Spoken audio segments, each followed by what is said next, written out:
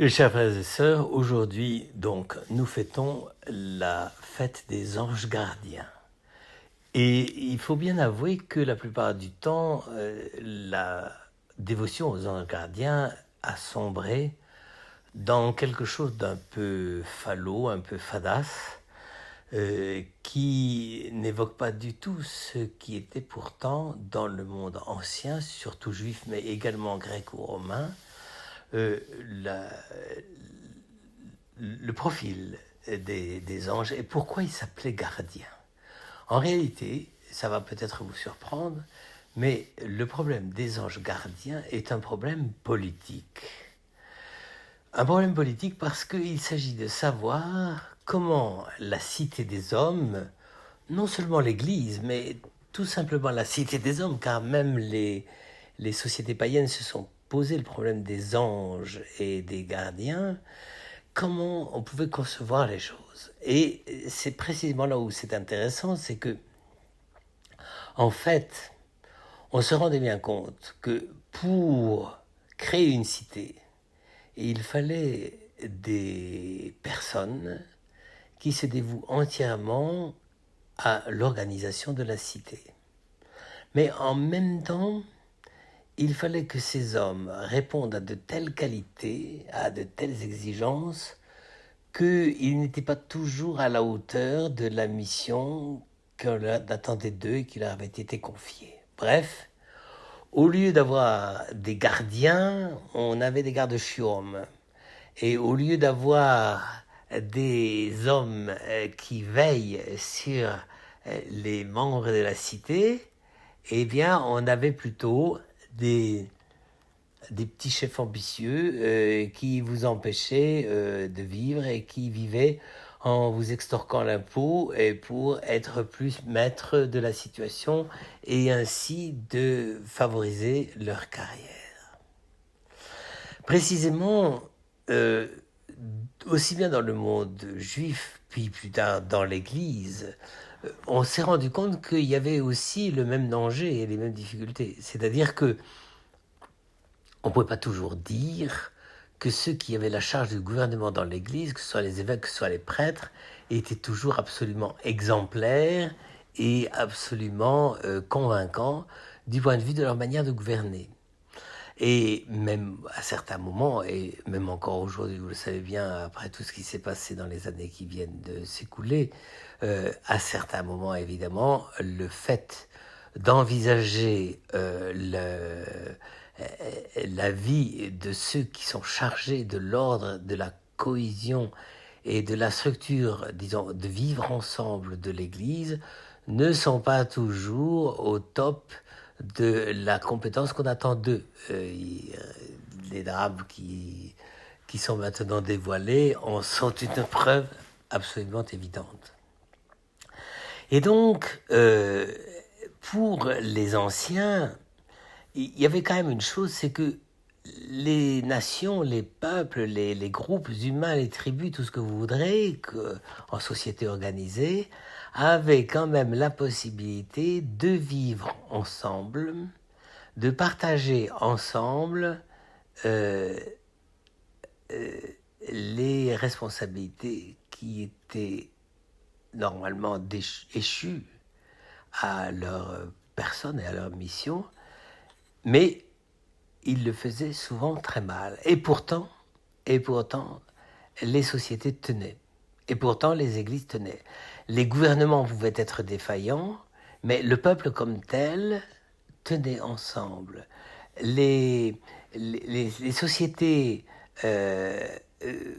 pouvaient à certains moments traverser des crises énormes, soit économiques, soit politiques, soit même carrément des séditions, c'est-à-dire des révolutions internes. Et ça n'empêche que finalement, tel peuple, etc., arrivait à maintenir sa cohésion, son unité et la continuité historique. Et donc, pour ces hommes-là, pour les hommes de ces époques, et pour Israël c'est la même chose, qu'est-ce qui permettait à une société de traverser l'histoire? Eh bien pour eux, la réponse était simple. C'était les anges qui étaient les gardiens de la cité. Et puisque les hommes, à certains moments, n'étaient pas à la hauteur de ce qu'on attendait d'eux pour effectivement assurer la cohésion, eh bien, il fallait qu'il y ait des êtres surnaturels, des êtres invisibles, qui, eux, assuraient ce que les humains, délégués pour ça, n'arrivaient pas à réaliser. Et c'est pour ça d'ailleurs, vous comprenez, pourquoi on les appelait anges gardiens. C'est pas simplement parce qu'ils vous évitent de vous casser la figure quand vous marchez dans le noir. Ça, c'est une vision un tout petit peu anecdotique de l'affaire. Mais ils étaient anges gardiens parce qu'ils veillaient. Là aussi, il ne faut pas confondre les anges gardiens avec des gardes-chiourmes. Les anges gardiens, c'est ceux qui veillent sur, c'est le verbe chômer, c'est un peu le regard de la mère sur son enfant dans son berceau. Et donc, cette spécificité des anges gardiens, c'est pour ça qu'on les fête sous ce titre de gardiens, c'est parce qu'ils veillaient à la cohésion et à l'unité de la population et qui leur était confiée. Et les Juifs, d'ailleurs, avaient une vision très large de cette affaire, puisqu'ils pensaient que chaque pays avait un ou plusieurs anges gardiens qui veillaient sur lui pour pouvoir se développer, réussir dans ses affaires, au plan économique, au plan politique, et même des fois au plan des conquêtes et au plan territorial. Mais c'était toujours la même idée, c'était, eh bien, les anges veillent sur nous. Il y a un pouvoir presque surnaturel, un pouvoir politique surnaturel qui nous maintient dans la cohésion et dans l'unité. Alors vous le voyez, frères et sœurs, c'est une fête, évidemment. Tout le monde s'en fiche aujourd'hui parce qu'on pense que les seuls gardiens de la cité, ce sont les hommes qui ont le pouvoir politique. On est bien naïf de ce point de vue-là, reconnaissez-le.